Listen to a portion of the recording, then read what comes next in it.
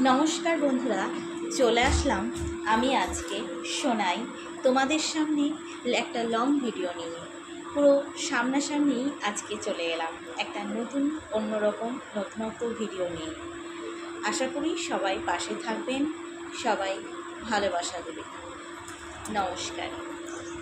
চলে আসলাম নতুন বিষয় নিয়ে, কিভাবে আমরা ভালো থাকতে পারি, নিজেকে সবসময় খুশি রাখতে পারি।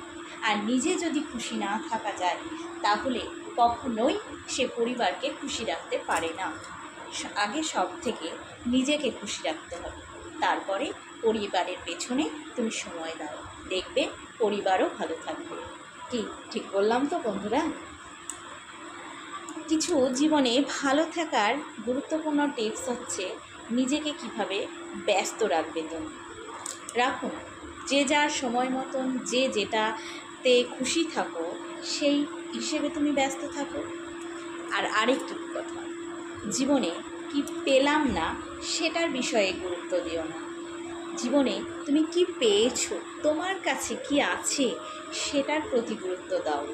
তাহলে দেখবে তুমি সর্বসময় নিজেকে খুশি রাখতে পারছো, সর্বসময় সবাইকেও তুমি খুশি দেখতে পাচ্ছ। কি ঠিক বললাম তো বন্ধুরা? একবার ভেবে দেখো। তো আশা করি কেমন লাগলো জানিও কমেন্টের মাধ্যমে আমার ভিডিওটা।